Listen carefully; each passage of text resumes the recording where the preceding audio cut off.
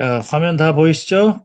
자, 오늘은 네, 그 말라기 이후에 400년간의 역사를 훑어보는 강의, 마지막 날 강의입니다. 세 번째 강의. 오늘의 강의는 주로 이 네 학자의 책을 기준으로 해서 만들어졌습니다. 첫 번째는 에버렛 퍼거슨이라는 분, 여기 있죠. Background of Early Christianity. 초기 기독교의 백그라운드 하면은 항상 그 주변에 이 배경들을 연구하는 이제 그런 책들입니다. 이분이 에빌린 크리스천 유니버시티라고 텍사스에 있는데 상당히 그 알려진 그 명문 사립입니다. 에빌린 크리스천 유니버시티라고 이제 텍사스에 있는데 지금 현재 이분은 이제 93세고 이 분야의 연구를 많이 하셨어요. 그 다음에 히브리 대학에 계시는 이스라엘 사람이죠. 이제 주이시죠. 히브리 대학에 있는 리 리바인이라는 분, 이분의 책을 상당히 많이 인용을 했는데, 리 리바인이라는 분이 쓴 The Ancient Synagogue, 고대의 회당,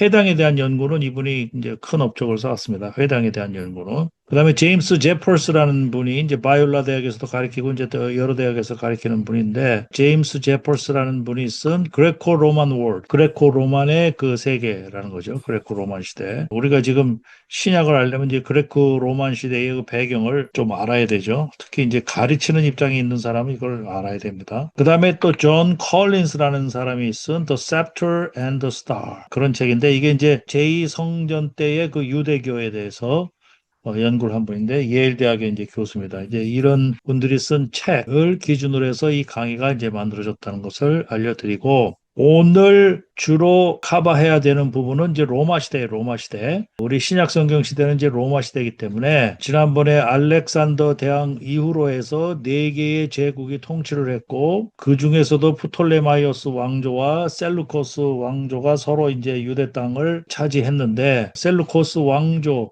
시대에 와서 유대교 박해가 심했고 그 유대교 박해를 대항하고자 이 마카비 반란이 일어났고 그 마카비 반란 와중에 이제 하스몬 왕조라는 것이 이제 유대 땅에서 이제 세워지는데 그 하스몬 왕조가 이제 망하게 되는 거죠. 하스몬 왕조가 망하면서 이제 로마가 들어서게 되는 겁니다. 로마가 들어서면서 또 유대 땅에는 또 헤롯 대왕으로 하여금 이제 통치하게 해요. 로마에서 헤롯 대왕으로 하게끔 통치하게 하는 이제 그런 와중에 있는 겁니다. 그래서 이 헤롯 대왕은 로마의 황제는 아니지만 유대 지방의 왕으로서 BC 37년부터 4년까지, AD 4년까지 약 한 41년을 통치했으니까 꽤 오랜 기간 동안 통치했죠. 헤롯 대왕이. 이 헤롯 대왕이 바로 예수님 태어나던 당시에 유대 땅의 이제 왕이기 때문에 상당히 그 신약 성경에 이제 여러 군데 등장을 하죠. 마태복음 2장 1절이라든지 뭐 마태복음 2장 16절에 보면은 베들레헴에 있는 영아 학살 사건, 영아를 다 죽이라고 그러죠. 2살 미만에.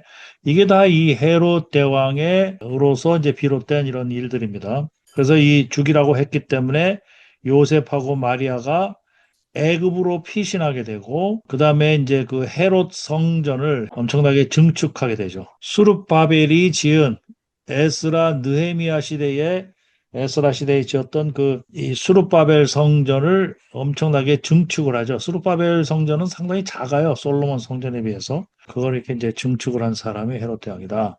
자, 아우구스투스는 로마의 첫 번째 황제입니다. 로마의 첫 번째 황제가 아우구스투스. 바로 인구 조사령을 내려가지고 인구 조사령을 내려서 베들레헴에 가게 되는 거죠. 그래서 거기서 이제 예수님이 탄생하시는 건데 인구 조사를 명령한 바로 그 왕이 아우구스투스죠. 이 아우구스투스는 상당히 위대한 업적을 세웠다. 그래가지고 이제 최초로 이제 황제로 칭호되면서 그다음부터 이제 다 이제 황제 시스템이 되는 거죠. 이게 아우구스투스가 초대 황제다. BC 27년부터 AD 14년까지 이분도 41년 동안을 통치했으니까 굉장히 오랫동안 통치했죠.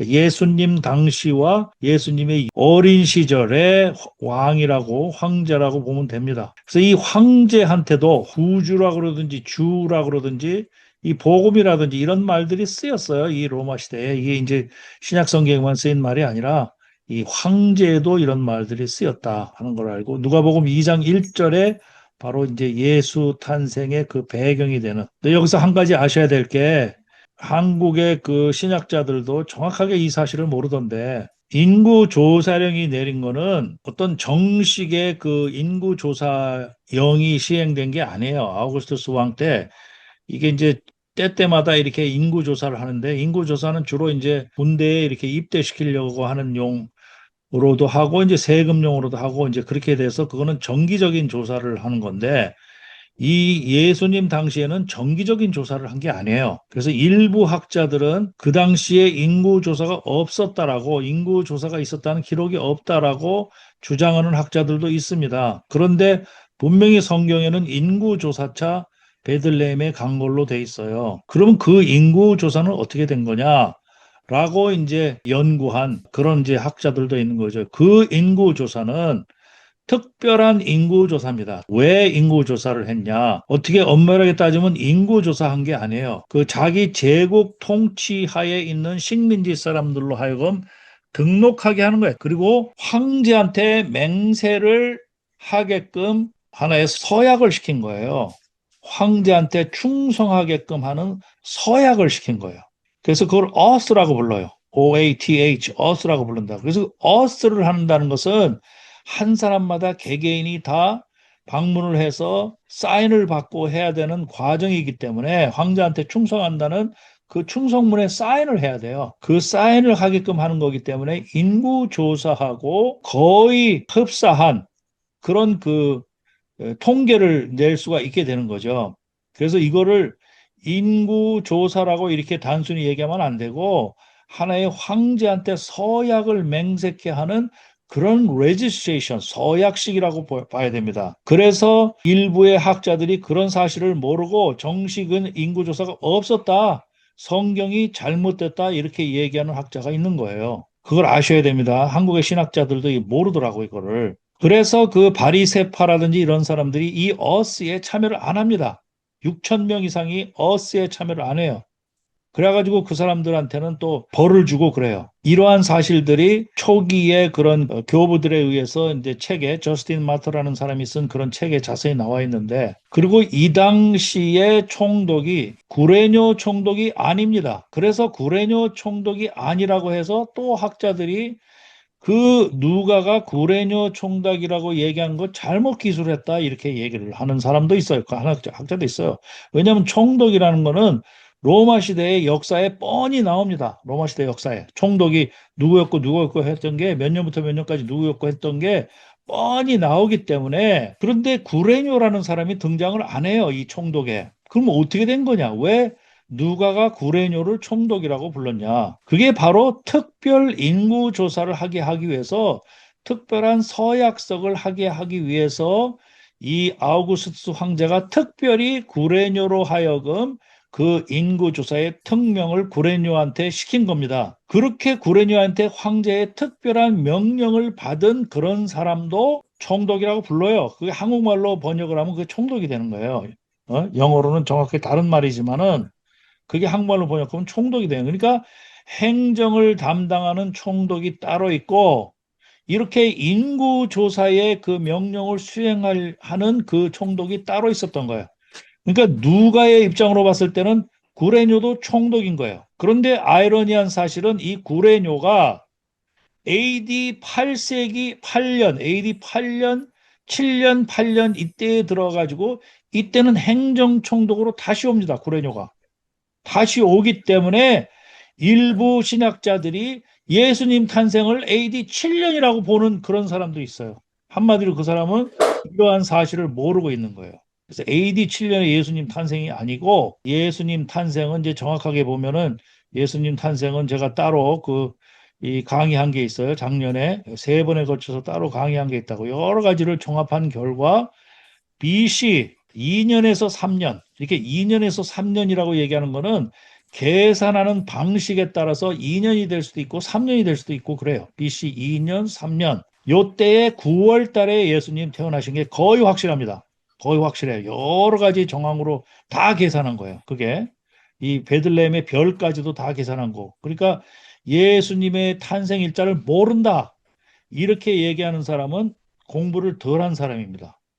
이 부분의 공부를 하면은 베들레헴의 별들 동방박사가 오게 된 그런 거, 그 당시에 별자리, 그 다음에 요세푸스에 나와 있는 이 월식에 대한 이야기, 그 다음에 헤롯 대왕이 죽은 해에 대한 이야기, 그 다음에 아까 얘기했던 그 인구조사, 구레뇨, 총독 이런 거를 다 종합해가지고 예수님의 탄생일자를 특정할 수가 있습니다. 그거 가지고 특정할 수가 있어요.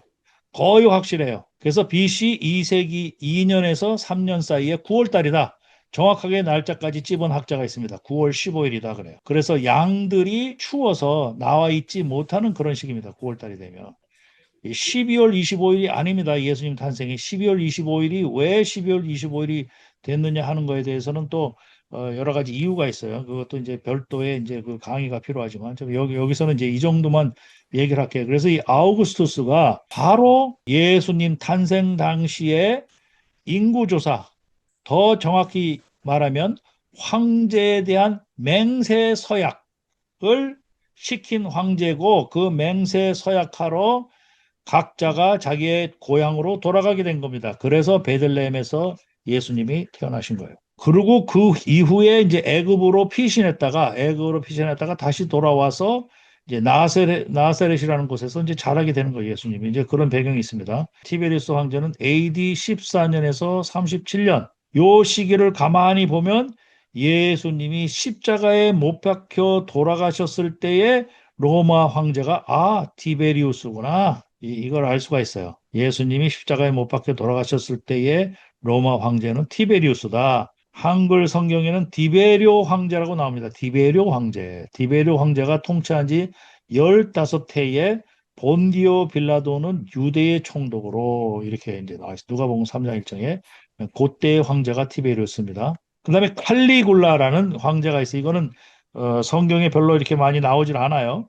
칼리굴라라고 4년밖에 제의를 못했어요. 그런데 굉장히 악명 높은 황제죠. 자기의 신격화를 강화를 했어요. 신격화. 황제를 거의 신처럼 이제 만들려는 그런 그 시도를 한 거죠.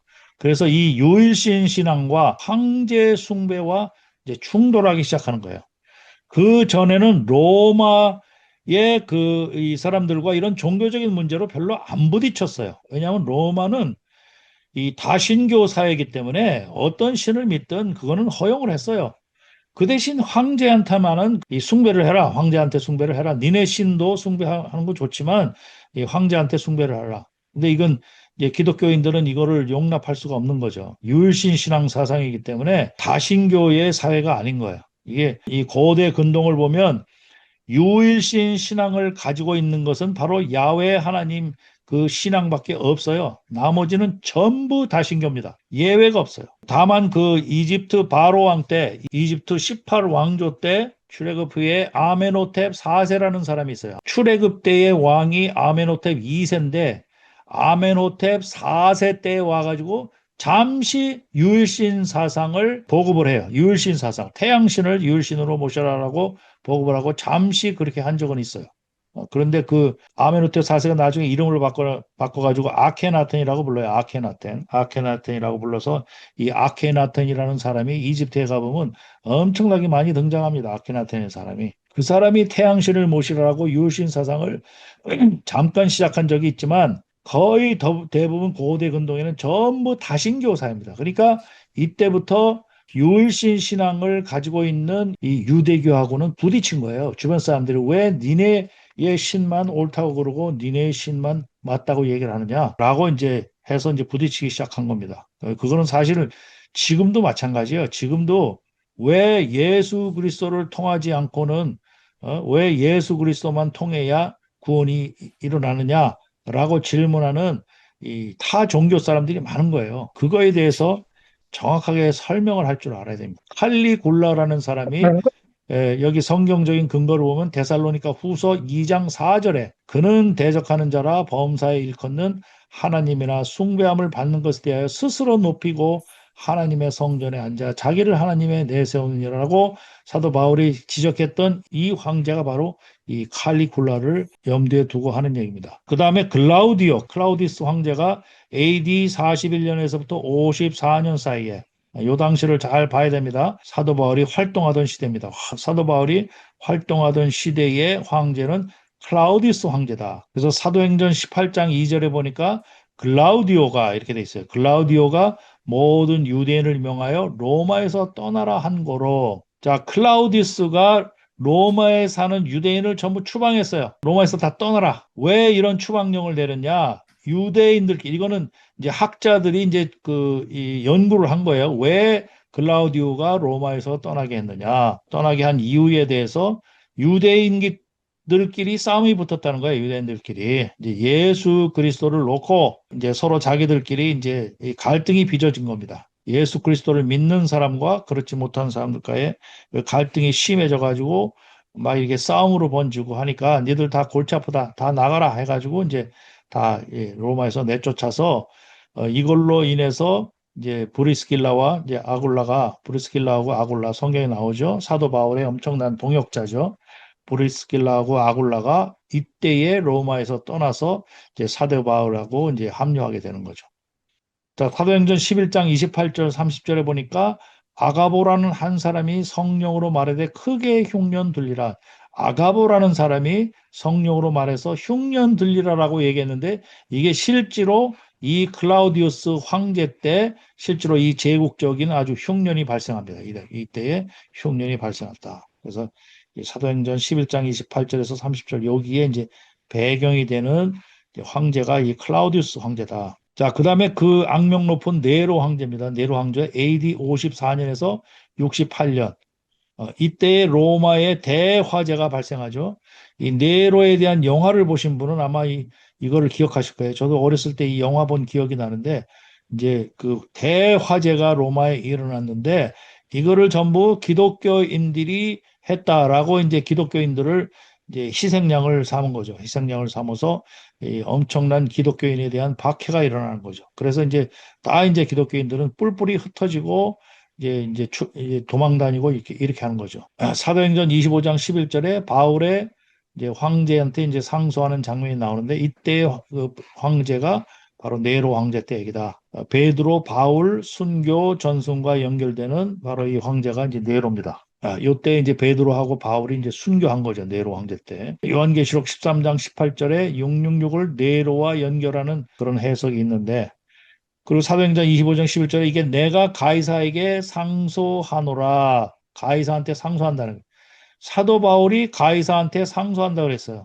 어떻게 보면 자세히 보면 이게 이상한 거예요. 내가 어떻게 황제한테 감히 상소할 수가 있나? 내가 가이사에게 상소하노라 그랬어요. 이게 이제 사도 바울이 좀 이따 살펴보겠지만 로마 시민권을 가졌기 때문에 로마 시민권을 가진 사람은 황제한테 재판을 받게 해달라는 그 권한이 있습니다. 그래서 가이사한테 재판을 받게 해달라라고 이렇게 얘기를 하는 장면이에요. 사도 바울이 바로 로마의 시민권을 가졌기 때문에.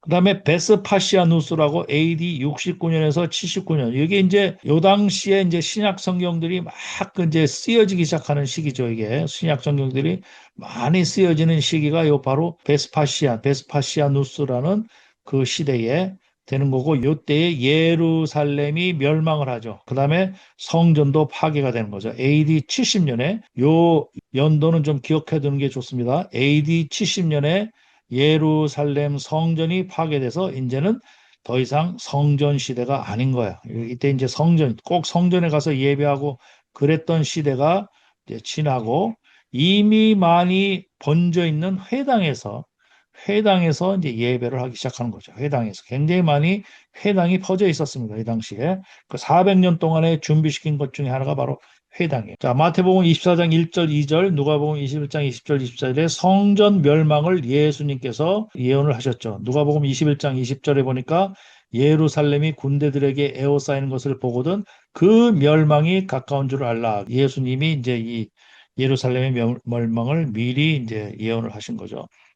이 정확하게 티투스 장군이 예루살렘과 성전 파괴를 로마 장군으로 수행한 거예요. 그래서 이 실제로 베스파시아 자기 아버지예요. 베스파시아 뉴스가 자기 아버지인데 자기 아버지 시대에 예루살렘을 침공해서 멸망시킨 이 장본인이 바로 이 티투스 장군입니다. 티투스 장군이 멸망을 시켰고 이 자기 스스로가 자기 아버지가 죽고 나자마자 이제 황제에 이제 오르게 되는 거죠. 이런 황제들의 구조를 가지고 있어요. 자, 그리고 또 한 가지 우리가 좀 알아야 될 게 이제 헤롯 대왕이 성경에 굉장히 많이 나오기 때문에 이게 헷갈릴 수가 있어요. 헤롯 대왕이. 이거를 정확하게 좀 기억을 하게 되면 성경 보는데 훨씬 이해가 더 잘 됩니다. 일단 헤롯 대왕이 있어요. 헤롯 더 그레이트. 그래가지고 헤롯 대왕이 있어요.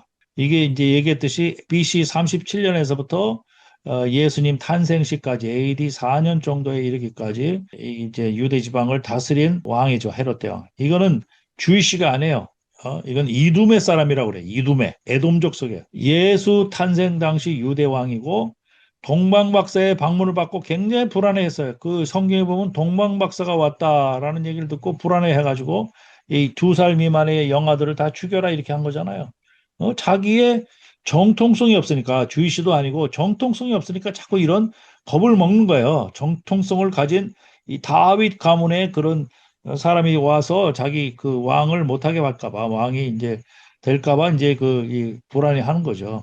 이 동방 박사들은 제가 그 예수님 그 탄생 강의할 때도 얘기했지만 동방 박사는 이거는 그냥 이야기 속에 나와 있는 그런 사람들이 아니에요. 이 사람들은 고대 페르시아에서 이 별자리를 정말로 과학적으로 관측하는 별자리를 과학적으로 관측하고 그거를 점성술과도 연관시켜서 상당히 정확하게 별자리를 보고 이 왕들의 탄생이라든지 어떤 불운한 일이라든지 이런 것들을 해왔던 사람들이에요.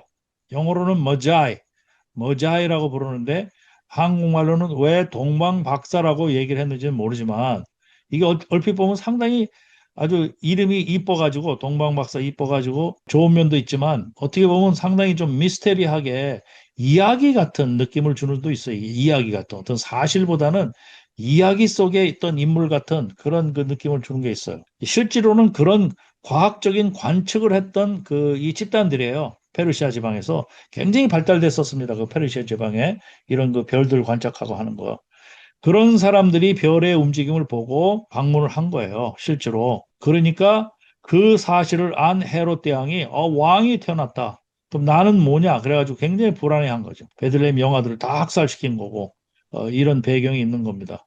이 사람들 동방박사가 무슨 별자를 보고 왔느냐라는 거에 대해서 학자들이 엄청나게 연구한 게 많아요. 그래서 한 6, 7가지 학설이 있습니다. 어떤 사람은 목성과 화성의 조화로 풀기도 하고 어떤 사람은 뭐 무슨 해성으로 보기도 하고 어떤 사람은 뭐 신성으로 보기도 하고 굉장히 이 많은데 나름대로 엄청나게 연구해가지고 그런 사실들을 발표를 했는데 이 목성과 화성과 레귤러스라는 별자리로 설명을 하는 학자의 이 학설이 제일 그 신빙성 있고 제일 이제 인정을 많이 받고 있어요. 그래서 그분의 그 별자리 연구에 따라서 아까도 얘기했던 예수님의 탄생 일자가 정확하게 알 수가 있는 거예요. 상당히 흥미로운 부분인데 예상외로 이 사실을 알고 있는 학자들은 거의 없더라고. 자, 예수 가족의 애굽 피신과 연결돼서 이 이제 헤롯 대왕이 온 거죠. 그래서 이 헤롯 대왕이 아들들이 있는데 전부 배다른 아들들이에요. 이 아내가 많다는 거죠. 이 첩이 많다는 얘기예요. 배다른 아들들이야. 아케올라오라는 아들이 있고 헤롯 안티파스라는 사람이 있습니다. 아켈라오하고 있고 헤롯 안티파스가 있어요. 요거는 말타게라는 여인과의 사이에서 나온 아들입니다. 아켈라오하고 헤롯 안티파스. 그래서 요 사람이 아켈라오는 유대, 사마리아, 이두메를 통치했어. 여기 바로 유대와 여기 헤롯 아켈라오 한 게 여기잖아. 유대, 사마리아, 이두메를 통치를 한 사람이고 그 다음에 헤롯 안티파스는 갈릴리와 베레아 요 지방입니다. 요 지방. 요 지방을 했던 분봉왕이죠. 헤롯 안티파스. 그 다음에 빌립이라는 분봉왕은 요 지역, 빌립이라는 지역은 요 지역. 이렇게 서로 나눠서 이제 이 통치를 하고 있었던 거죠. 헤롯 안티파스는 성경에 바로 세례 요한을 죽인 장본이로 나옵니다. 헤롯 안티파스. 헤롯 세례 요한을 죽인다. 왜 세례 요한을 죽였냐? 세례 요한이 도덕적으로 넌 잘못됐다라고 그렇게 얘기를 했어요. 왜 도덕적으로 잘못됐느냐? 이 헤롯 안티파스가 누구랑 결혼을 했느냐 하면 요 헤로디아라는 헤로디아가 누구냐? 헤롯 2세가 또 있어요. 헤롯 2세가 이게 바로 미리암네 2세라는 사람하고 또 다른 배다른 여인하고 그러니까 이제 다른 첩하고 사이에서 난 왕이 헤롯 2세인데 여기에 이제 헤로디아의 남편이 되는 거예요, 이 사람이. 헤로디아는 또 손녀예요. 그러니까 헤롯 이사하고 결혼을 했다가 그러니까 배달은 다 사촌인가요? 했다가 자기 남편이 죽지도 않았는데 뭐 이혼을 했든지 뭐 했든지 그렇게 하고 나서 이 헤롯 안티파스하고 결혼을 한 거야. 그 삼촌뻘인 사람하고 결혼을 한 거야. 그러니까 이거 이혼도 이거 죽어서 결혼하는 거는 모르겠는데 죽지도 않은 상태에서 자기 삼촌뻘 되는 사람하고 결혼하니까 세례 요한이 도덕적으로 잘못됐다고 얘기를 하니까 세례 요한을 죽인 거예요. 아리스토블루스라는 사람인데 또 다른 미리암네 일세라고 해서 이거는 하스몬 왕조 때의 왕비입니다. 이건 아리스토블루스는 하스몬 왕조의 왕비.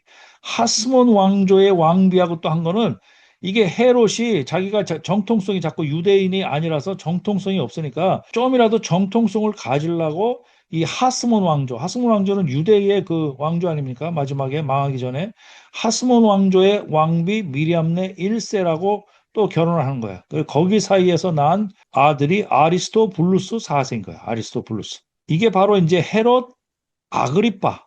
헤롯 아그리빠 나중에 나오죠. 헤롯 아그리빠라고 그 사도 바울이 나중에 이제 그 재판을 받을 때에 그 당시의 왕이 헤롯 아그리빠 1세인데 그 헤롯 아그리빠 1세의 아버지가 되는 거죠, 이게. 좀 상당히 이제 그런데 그래도 이게 이제 다 배달은 동생이고 첩이 많았다. 이게 각각 이 사람들이 성경에는 다 헤롯으로 나와요. 이렇게 헤롯 안티파스라고 이름이 길게 다 나와 있는 게 아니고 헤롯 이것도 헤롯이고 이것도 헤롯이고 다 헤롯으로 나오기 때문에 헷갈립니다. 자, 여기서 누가복음 3장 1절에 보니까 디베리오 가이사가 위에 있을지 15해 곧 본디오 빌라도아가 유대의 총독으로 헤롯이 갈릴리의 분봉왕으로 동생 빌립이 이두메와 드라고니 지방의 분봉함으로 루사니아가 아벨련의 분봉함으로 이런 식으로 이제 왔다고 누가복음이 되어 있습니다. 근데 이렇게 돼 있던 유대 지역이 그 다음 세대에 와서 헤롯 아그리파 1세 이때 와서 거의 다 이제 통일이 또 됩니다. 그래서 하나로 이렇게 되는데 이 헤로디아라는 여인은 아리스토블루스 4세와 베레니케의 딸, 곧 헤롯 대왕의 손녀가 되는 거예요. 아까 얘기했듯이 헤롯 안티파스와 부적절한 결혼 관계를 가진 사람이 이 헤로디아예요. 헤로디아. 그래서 세례 요한의 책망을 받은 거고 이로 인해서 세례 요한을 처형시킨 거예요. 헤로디아가. 헤롯 아그리파 1세는 좀 전에 얘기했던 아리스토블루스 4세의 아들인데 이 사람은 야고보를 죽이고 베드로를 감옥에 갇히는 걸로 나옵니다. 사도행전 12장 1절에 보니까 야고보를 죽인 당사자, 야고보를 죽인. 본인도 충이 먹어 죽으니라 이래 됐어요. 여기 보면 사도행전 12장 23절에 보니까 헤롯이 영광을 하나님께로 돌리지 아니하는 거로 주의 사자가 곧 친히 충이 먹어 죽으니라. 이 충이 먹어 죽었다는 게 무슨 병으로 죽었을까? 요세푸스에 보니까 심한 복통이 일어나서 극심한 부패 질환이 이제 시작된 거, 심한 복통이 이제 부패가 시작됐다라는 거는 이제 그 창자 속이 뭐 썩여 들어갈 수도 있고 또 그런 일종의 그 질환 중에 하나로 뭐 다리가 썩어갈 수도 있고 이렇게 심한 복통이 시작돼서 알타가 5일 만에 죽었다라고 요세푸스의 기록이 되어 있습니다. 자기가 또 이 하나님 왕 노릇 한 거죠. 그런 하나님의 그 영광을 자기가 다 먹으려고 하는 이제 그런 행동을 취하다가 또 야곱까지 죽이고 그러다가 이제 자기도 이제 죽게 되는 그 왕이 헤롯 아그리파 1세입니다. 이 사람도 그냥 헤롯이라고 나와 있어요. 여기 헤롯이. 그러니까 이건 정확하게 얘기하면 헤롯 아그리파 1세다. 자, 살로메는 이 헤로디아와 헤롯 2세 사이, 아까 헤롯 2세와 결혼했다가 자기 삼촌뻘 되는 안티파스하고 결혼했다고 그랬잖아요. 안티파스하고. 근데 그 먼저 헤롯 2세하고 사이에서 난 딸이 살로메라는 딸인데 살로메라는 딸이 이 춤추다가 세례 요한의 머리를 요구했죠. 이 성경에는 살로메라는 이름이 등장하지 않습니다. 그렇지만 이게 요세푸스의 살로메라고 나와 있어요. 그 다음에 헤롯 아그리파 2세가 있습니다. 이 헤롯 대왕의 증손자인데 이 바울의 변론을 들은 왕입니다. 마지막에 로마 감옥으로 가기 전에 바울의 마지막 변론을 들은 왕이 헤롯 아그리파 2세예요. 그래서 바울이 베스도와 아그리파 앞에서 복음을 전했다. 그래서 이 아그리파라고만 나와 있는데 실제로는 아그리파 2세입니다. 헤롯 가문이 이런 식으로 돼 있어요. 그래서 이런 것만 머리에 두고 읽어도 훨씬 성경이 이제 눈에 다 들어오는 거죠. 자, 신약 성경에 배어 있는 로마 시대의 문화와 풍습. 우리는 로마 시대를 좀 알아야 돼요. 신약 성경의 배경이 되기 때문에 로마 시대의 문화와 풍습은 어떤 것들이 있나라는 걸 좀 알아야 됩니다.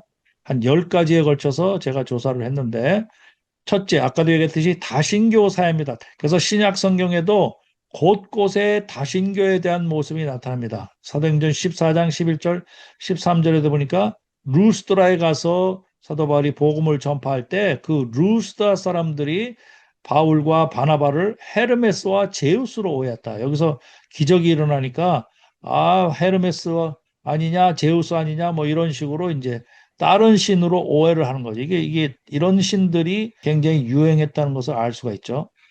고린도전서 8장 5절에 보니까 하늘에나 땅에나 신이라 불리는 자들이 있어 많은 신과 많은 주가 있으나 라는 말이 있습니다. 사도행전 19장 24절 28절에 보니까 에베소의 아르테미스 숭배와 우상사, 에베소에서 폭동이 일어나는데 바로 에베소에서 폭동이 일어나는 이유가 아르데미 신전이 있고 이 아르데미 신전에서 여러 가지 관련된 여러 가지 물품들을 팔고 먹고 사는 사람들이 많은데 그런 사람들이 야훼 하나님 하나밖에 없다고 얘기를 하니까 이런 신들을 팔아서 먹고 사는 사람들이 얼마나 반발을 했겠습니까? 자기의 생업을 지장을 주는 거기 때문에 사람들은 이렇게 생업에 지장을 주거나 자기 먹고 사는 문제가 걸리게 되면 완전히 폭도로 변합니다. 그러니까 에베소에서 폭동이 일어난 거야. 고린도서 10장 20절에 보니까 우상 제사는 단순한 문화가 아니라 영적 충돌의 문제다. 유대교는 여호와만 하나님이라고 하는 이런 배타적인 유일신 신앙이다. 왜 니네들 신만 맞는 신이라고 얘기를 하느냐라고 이제 항상 부딪히는 거예요. 뭐냐? 신교 사회이기 때문에 그래요. 그러니까 다른 나라 사람들은 황제 숭배하는 거 아무것도 안 해요. 숭배해버리면 그만이지. 그런데 야훼 하나님을 모시는 이 여호와 하나님 모시는 유대교나 지금의 기독교는 이렇게 이런 황제한테 절하고 황제를 숭상할 수가 없는 거죠. 왜? 여호와 하나님이 계속 성경에서 수십 번, 수백 번도 더 넘게 오로지 나만 섬기라고 돼 있잖아요. 나만 섬기라. 배타적인 신앙입니다. 이 기독교 신앙이라는 게. 그러니까 일제시대 때도 신사참배 문제로 그렇게 많은 사람이 순교하고 했던 게 배타적인 신앙인 신사참배를 할 수가 없는 거죠. 그런데 대다수 많은 목회자들은 신사참배를 했어요. 하고 나서도 해방이 된 다음에도 그거를 이제 회개한 사람이 없습니다. 많지 않아요. 자, 황제 숭배를 한 거예요. 황제 숭배. 누가복음 2장 1절에 아우구스트 황제의 명령 아래 예수 탄생 배경이 전개됐어요. 이건 이미 설명을 길게 했습니다. 사도행전 12장 21절에 23절 헤롯 아그리파 1세가 신적 찬양을 받아 아까 아그리파가 충이 먹어서 죽었다고 얘기를 한 게 바로 그 신적인 찬양을 그 전절에 보면은 신적인 찬양을 받는 그런 구절이 있어요. 그게 하나님이 치신 겁니다. 사도행전 25장 26절에 보니까 로마 황제를 주로 부르는 정치 언어의 배경이 있고 요한계시록에 보니까 짐승 숭배와 황제 숭배의 배경이 되는 바로 황제 숭배는 종교 행위면서 제국 충성의 표시였어요. 유대인들은 특별 면제를 받았지만 기독교는 유대교가 부여되면서 점차 보호를 잃었다. 황제 숭배가 충성 테스트가 될 때 박해가 발생된다. 이럴 때 특히 이제 이 바리새인 같은 사람들이 이런 거에 이제 엄청나게 반발을 했죠. 바리새인 같은 사람. 그래서 지난주에 봤듯이 그렇게 이제 광야로 가서 이제 사는 사람들 생기고 동굴에 가서 사는 사람 생기고 피해서 가게 되는 거죠. 자, 유대교 유일신 신앙의 박해와 압박, 이제 박해가 시작되는 거예요. 사도행전 18장 12절 17절 보니까 고린도에서 바울이 로마 총독 갈료 앞에 고발됐다. 이게 이제 이런 충돌이 일어나는 거예요. 왜? 그리스도인들 쟤네들 지들만 잘났고 이제 지들신만 좋다고 그러니까 이제 자꾸 이제 그게 고발이 되는 겁니다. 사도행전 16장 20절 21절에 보니까 빌립보에서 로마 사람이 받거나 행하기에 옳지 못한 풍속을 전한다고 고발받았다. 이 옳지 못한 풍속 속에는 그리스도인들이 자기들끼리 모여서 예배할 때 이 포도주 나누고 이러는 걸 보고 이 포도주를 진짜 피인 줄 알고 인신 제사를 지낸다고 그렇게 고발당한 경우도 있고 그리스도인들이 전부 형제 자매로 부르니까 형제 자매를 보니까 그리스도인들이 근친상간을 한다. 이렇게 고발하는 경우도 있고 그래서 그런 부분이 굉장히 많이 오해를 받았다고 되어 있습니다. 로마 시대 때. 사도행전 17장 6절에서 7절 보니까 데살로니가에서 가이사의 명을 거역하여 다른 임금 곧 예수라 한다.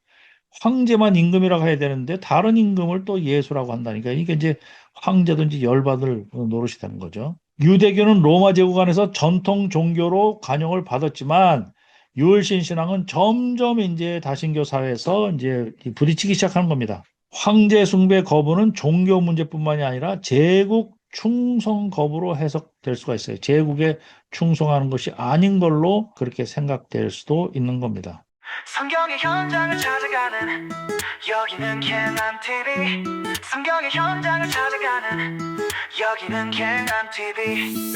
From Egypt 노예의 삶을 끝내고 홍해를 건너 물샘 가득한 리무지나 불과 구름 기둥 따라 광야 지나 마침내 다 다른 신의 산 하나님의 음성이 들리는 곳. 살아계신 하나님의 말씀은 진실된 믿음의 기록. 우리는 진리의 길을 찾아가는 엑소두스 아카데미.